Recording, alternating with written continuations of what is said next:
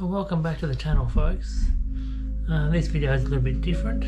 Following the recent Walls of Jerusalem trip in March, probably not so recent now, and talking about some of my little mental health issues and things like that, I decided I'd put together a video about the cause of that. Later on I'll put up a follow-up video about how I dealt with it and how I am dealing with it. Yeah, and we'll see how we go. I got a little bit of feedback about that. It was positive, so I thought people must want to know about it.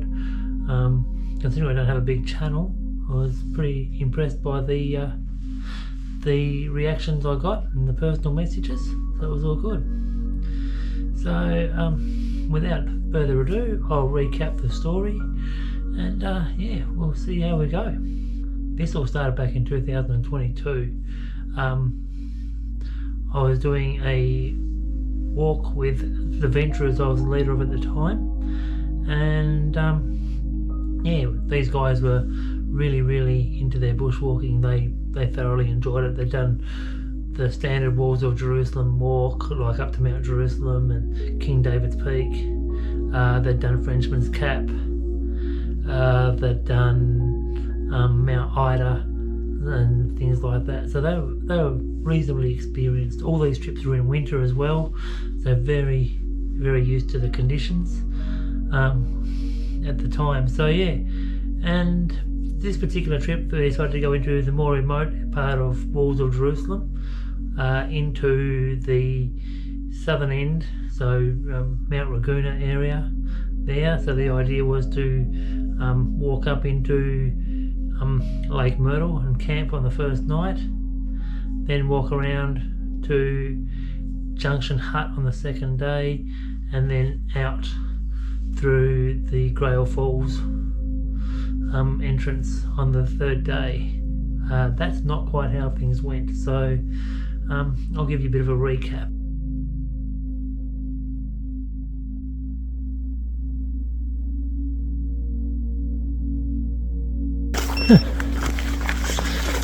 Okay, in the walk, going up through Lake Bill to Lake Myrtle, where I'm going to meet up with the Venturers tonight. So I chose to go this way because I want to do Nissan Peak on the way. Yeah, because I didn't want to get obviously too far behind Jason in his quest for Abel's either. Yeah, so this will be an interesting little walk. I suppose I've done it before. Yeah, tonight or this afternoon I'm out with the Venturers. I've got about 14-15 k's to do. Be interesting. Weather's not supposed to be that great. The wind's supposed to pick up. Looks like I'm supposed to pick up my feet. Yeah, there'll be snow down to about the 300 metre mark overnight or tomorrow. So yeah, see how we deal with it. Anyway, I'll give you updates during the trip. Well, here we are, about halfway up the summit of Nissan Peak. It's a solid slog up, so we'll walk up around that track there shortly. Yeah, just starting to snow. You can see a little bit there on the hat, like that. So that's what I'm in for the weekend. It's going to be great. But it's a tough slog coming up for sure. We started our walk on June the 10th 2022. I decided I want to get Nissan Peak on the way, so I started from the Lake Bill track, I believe it is, and yeah, I walked up that way on my own, while the rest of the group with the other leader went up to the Myrtle Lake track and went in through that way. So I had a bit more walking to do, but that didn't really faze me that much. So very early on in the piece, it started snowing just lightly. Didn't really faze me at all. And for the next 3 hours, I trekked through some snow. Most of it was about ankle deep, so it wasn't too bad, and it actually made the Nissan Peak walk quite a bit more interesting, because everything that I heard, it wasn't a bit of a boring walk, and I could see why. Like, you don't get great views at the end of it or anything like that, and still within the tree line.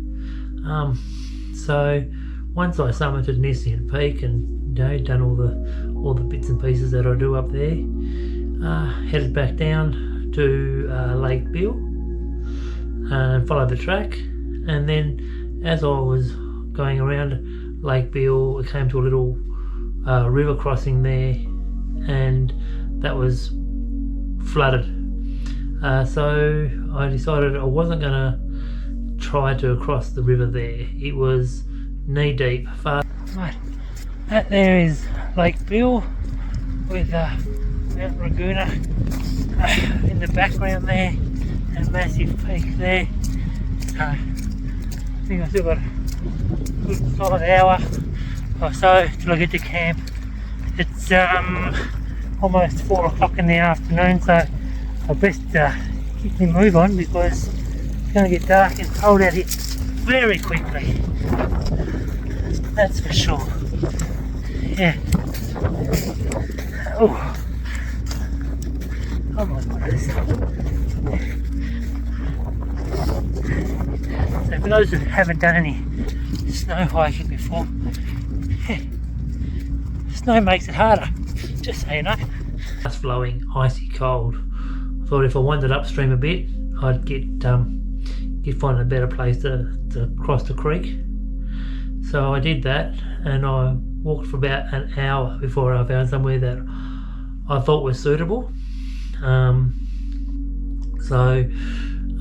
Yeah, I made the attempt to go across the creek just in one big jump. That didn't quite go according to plan. I ended up with 1 foot in the water anyway, but that was much better than 2 feet in the water.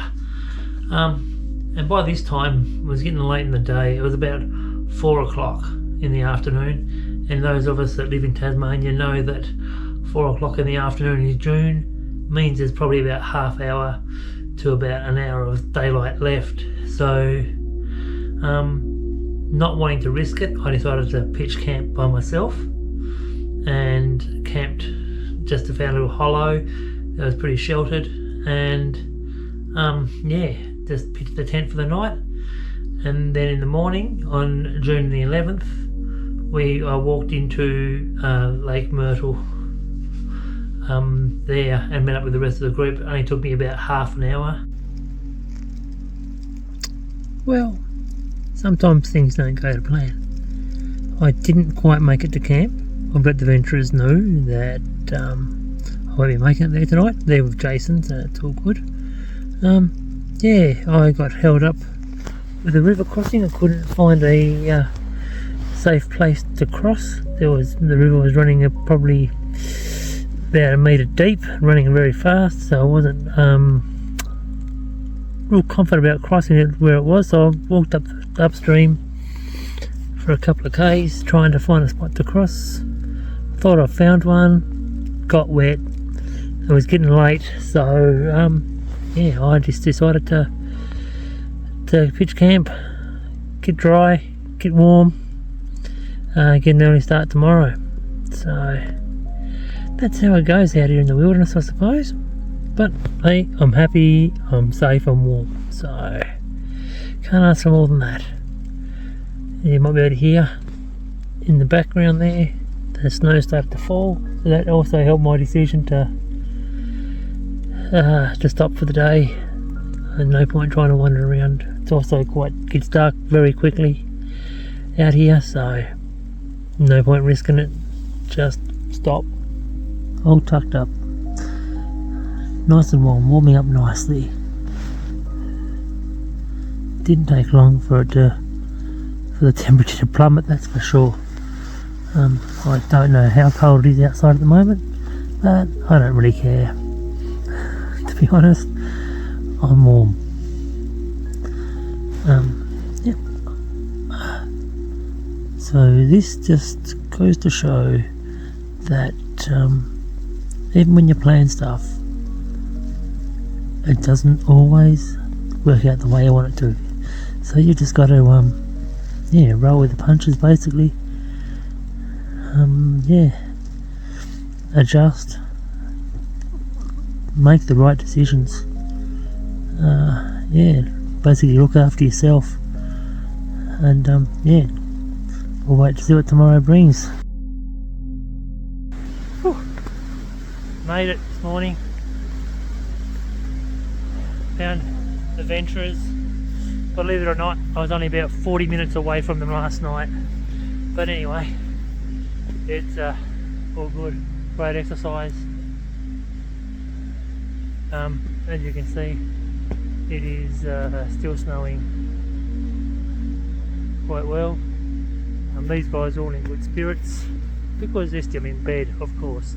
That's why they're all in good spirits. After my failed river crossing yesterday, guess what I had to do this morning? Cross the river again to get into the camp there. So I could have made it that night, but I didn't know what the conditions were like, so I decided to play it safe. Now that day we had planned to walk from Lake Myrtle around to Junction Hut, and we got about 3 to 4 inches of snow that night, so that did change things a little bit. Now when we went in to the plateau just above Lake Myrtle, there's big open plains there. That changed our minds drastically. So we were walking through snow that was anywhere between ankle to waist deep, and this proved pretty tough going.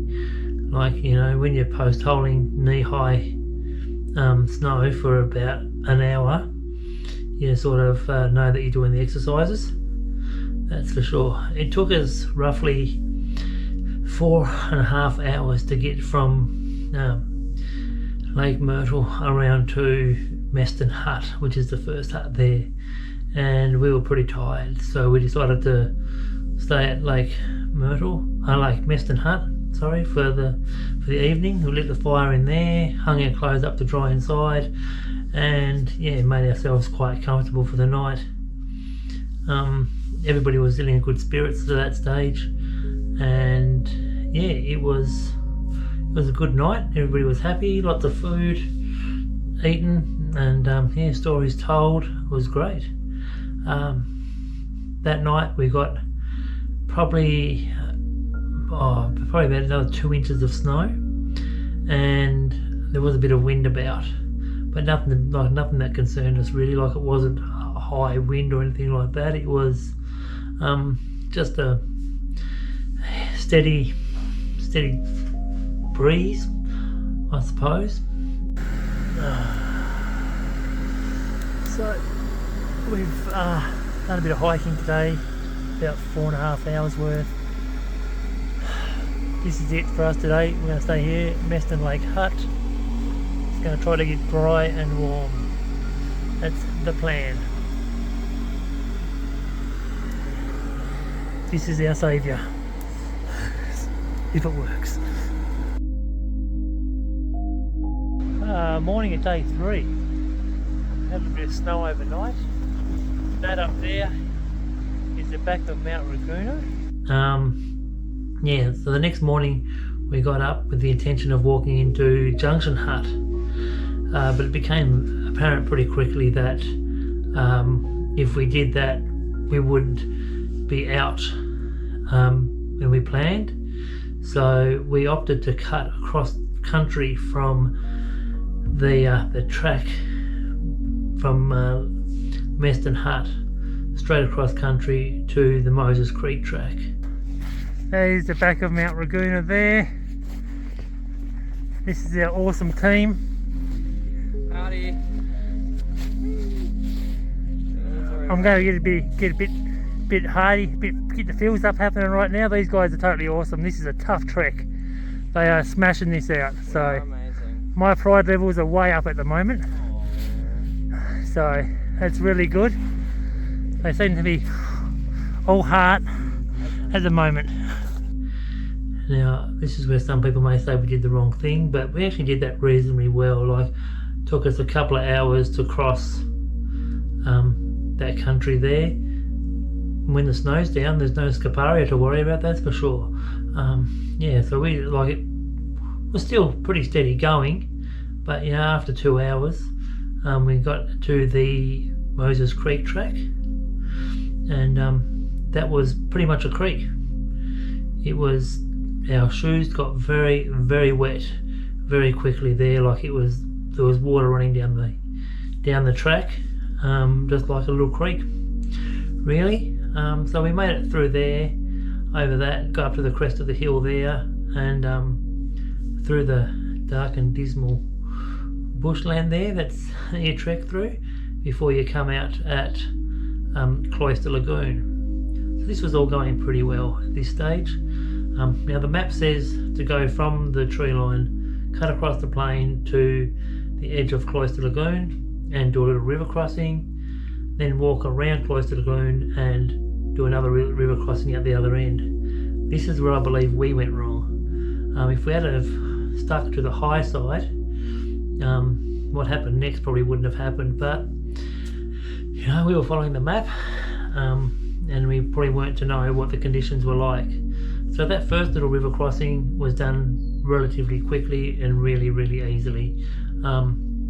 We got across there. It was just basically a little jump across the creek there and walked along the shores of the lagoon. It was at this stage that I lost one of my shoes a couple of times, one of my hiking boots. I didn't even realise. So luckily I wasn't last in line. There was somebody behind me and called out and told me to put my shoe back on. This was another warning sign that I probably should have picked up on, because you know, when you don't realise that your feet haven't got any shoes on there in the snow, that should tell you that something a little bit drastically is happening. Yeah, so we've walked around the lagoon and we get to the other river crossing at the end there, just before you start heading down to Grail Falls. And this is where things turned sour very quickly.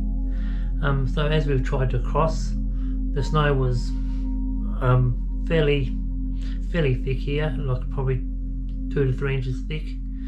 And yeah, one of our youth members took a spill into the drink. They slipped into the creek there and yeah, up to their waist in freezing water. So we've dragged him out as quickly as we could and yeah, went to warm him up. So while a couple of people were here there with him, checking on him, making sure he was okay, the rest of us fanned out to see if we could find a way to cross this river and get across the other side to at least the sheltered side. I can be walking through some bushland there, which offer more shelter from the conditions, and we could set up camp if we had to. Yeah, so in the next 10 minutes, the other leader went in the water and he went full submersion. Yeah, so this was not part of the plan. This is where things really turned. So after we got him out of the water, we huddled together and we decided that it was time to press the button. Like, we pressed the SOS button, and that was at around 3:30 on the 12th of June. Right, bit of a video update. I'm going to put it bluntly, things have turned to shit. Bit of an understatement. But anyway, you know, we're all happy to a degree. It's fairly healthy. Your jelly beans go down really well. Better than EpiPens. So the weather conditions are okay. The weather conditions are actually quite favourable. What's happened is we've a couple of us have taken a spill in the drink. Very, very cold. It's getting late in the day. We're not going to make it to a campsite as such. So I've had to do the one thing I thought I'd never have to do. I pushed the button.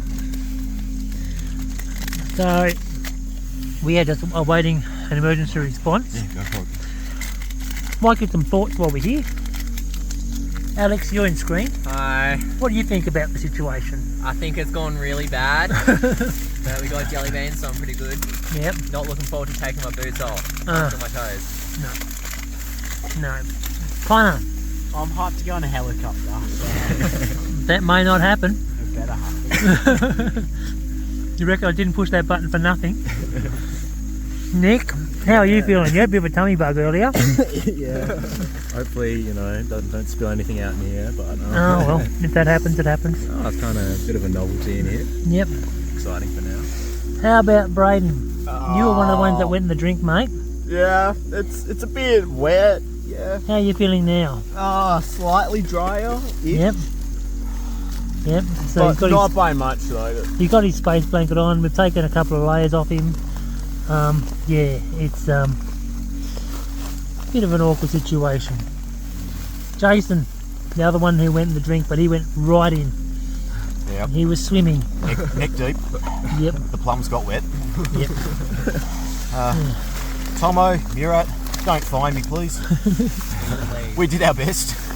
We did. I've got Skittles. That's what. Oh, Skittles! Oh, we're having a full-on party here. Jerky as well. I got it out. Oh no, not this. Just so you know, we've got rum as well, so everything is right with the this. world. Some have thrown an 18, but surely just In all one seriousness, no. It's got all my rubbish. Couldn't be prouder of adventurers here Yeah. today. They've done an incredible job in arduous conditions. They've had really high spirits most of the day. They've kept their morale up. Yep. And when things did start going to crap, they didn't panic. They just did what needed to be done. So, well done, guys. Yep. So back to me. I had a very cold foot. We had to just cut the sock off because the sock was actually frozen to the foot.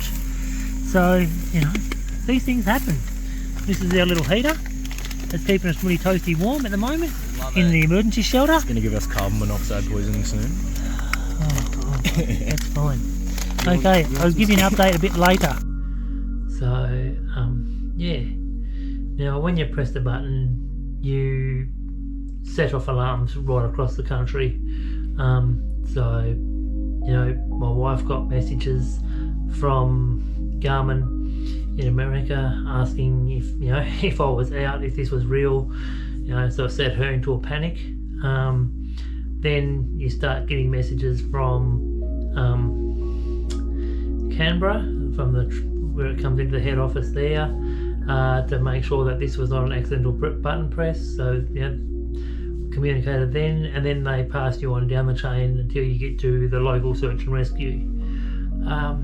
So this, we're in correspondence with communications with the search and rescue team. Told them of our conditions, and that we had 2 people who were may go into hypothermic shock, and things like that. So we had everything under control. We didn't panic at any stage. I think we did a really good job in first aid and things like that, but I'll go into that in a little bit. So once we pressed the button, we had an emergency shelter with us. A buffy bag, so we just unfolded that, got our gear in, folded over ourselves, got our hiking poles, created a little tent, and lit our jet boils to keep us warm. So we had a couple of jet boils going there, and we got the guys who were wet out of their wet clothes, got the space blankets around them, reflecting heat back onto them, and after probably about an hour, those guys were feeling much better. But in the meantime, after about 20 minutes of helping those guys, realised that boot that had come off had caused some issues with my foot, and I was treating myself for some mild frostbite. So we were in that little pocket of harmony there for about 11 and a half hours. Cark it at 4. Alright guys, we're 3 hours in to being hunkered down and waiting for help. We're going to be walked out apparently. Not our dream date, but as you know, that's how it goes. But everybody here is in reasonable spirits, that's for sure. We're definitely not being morbid or sad about things, cracking a few jokes. Morbius, the Marvel legend. I think that the people are the most sad about is they're not getting a helicopter ride. That's it. No, I don't want to hear The thing they're most concerned about is not having leaders next week, which is a nice thought, really. I mean, we got one. You have what? You have one. Venturers will continue. Yeah, but we've had something warm to eat. We've got the 2 gas fires going. Just telling Jason how good his investment is with the emergency shelter. We'd be absolutely up the creek without it, that's for sure. It's keeping us nice and warm on the inside, so yeah. I'm only taking these videos for posterity's sake, so people can see it and just say they weren't totally fucked. So this is not normal, okay? So our search and rescue is not slow, and they do a great job. The thing was that particular weekend, the state was absolutely pummeled by the weather. There'd been a dozen rescues on Mount Wellington that day. There'd been trees blown over. There were people actually killed in the nearby town of Sheffield due to falling trees and stuff like that. So we didn't know any of this. Where we were, it was calm. There was hardly any wind. The skies were clear. Yeah, like as far as we were concerned, we were relatively safe. So when search and rescue said that they were going to walk in and get us out, we were a bit puzzled as to why. But when we come out and we learnt that that everything had turned to hell for the rest of the state, and there was no way none they could get a helicopter to where we were, well, we understood. So as the search and rescue were leaving, they had to cut trees off the road that had fallen off the road, and that's what took them so long. And from the car park up to where we were is about a 4.5 hour walk. So yeah, once you get all the pictures lined up, you can see why it took them so long to get to us.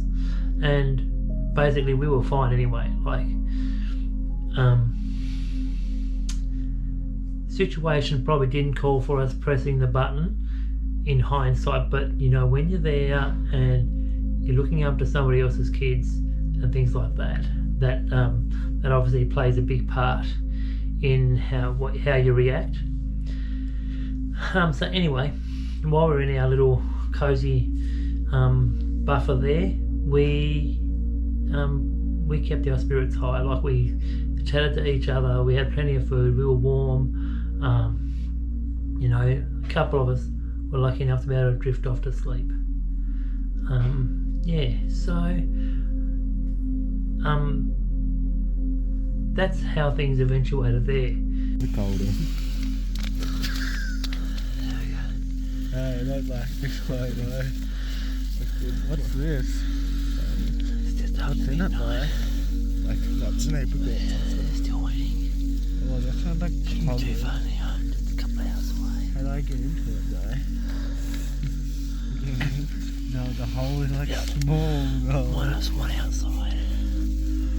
What's that?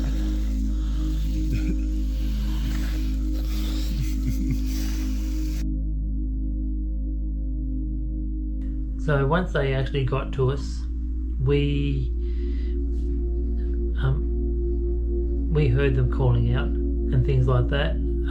They're looking for us because we were down behind a little bank, and they said that they couldn't get to us because the creek was flowing too fast and things like that. So they had to actually cut down a couple of little trees to make a bridge for us. And then once they got us across that little bridge, they actually had a camp set up where they treated us for about 30 odd minutes, gave us warm drinks and chockies and all that kind of stuff. The gear that they brought with them was second to none. Like, they must have felt the weight of carrying that gear up.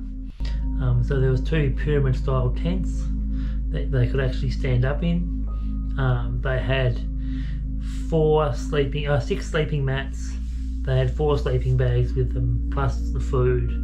and all that kind of stuff. There were 7 guys, or 7 people who come in. There was 3 from the SES, 2 ambulance officers, and 2 police from search and rescue. Yeah, so they treated us there. I was their major concern with the frostbite. They wanted to make sure that my foot was okay.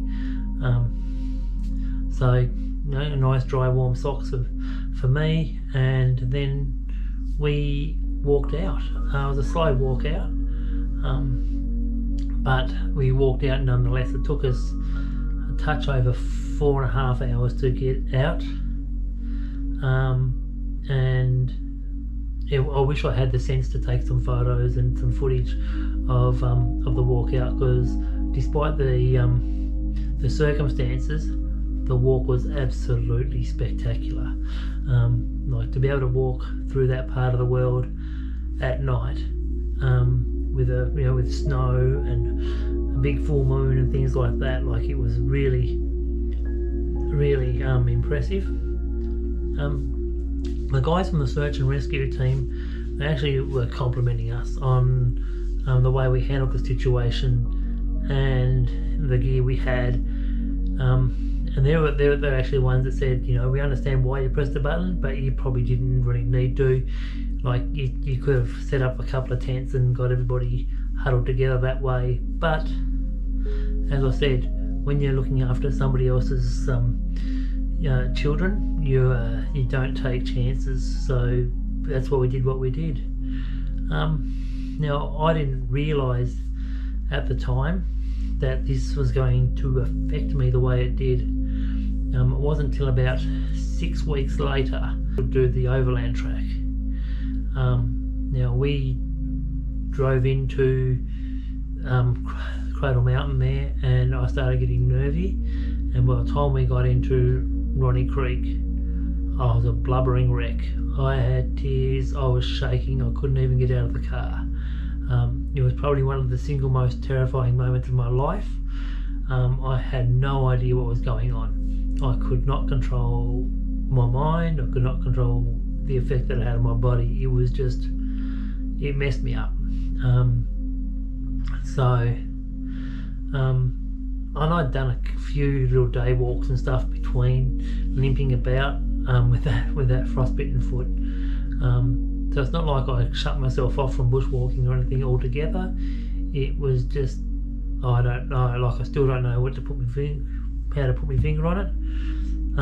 Whether it was the fact that I was going to be away from home for 5 to 6 days, whether it was the snow, whether it was the person I was going with, I don't know. Yeah, so that's basically that story of where my, well, not mental illness, but a bit of trauma came from. And yeah, it's different. It really does make you think about how you approach things. Yeah, and I just wanted to get this story out there because, you know, I had a fairly decent response to that, and I just wanted to share the story. It makes me feel better talking about it, so hopefully it makes people feel better hearing that somebody else has got some issues going on out there. Yeah, so thanks for watching this video. There will be a follow-up one about you know, how I handled myself for the next 8 months before going to climb Federation Peak and things like that. Yeah, and then what I've done after that since. So if you're interested in that, yeah, just enjoy the journey. It's going to be it's not going to be quick. It's not going to be terribly long, I hope, but it's not going to be quick. Like, these videos do take some time to put together, and I do need to think about how to talk about it too. Like, it's not easy. So yeah, as I said, hope you enjoyed it. Just yeah, give me a like, give me a subscribe, you know, give me some love. It makes me feel better, as it does with everybody. So thanks for your attention for the last little bit, and yeah, enjoy your day. Rowdy Hiker out.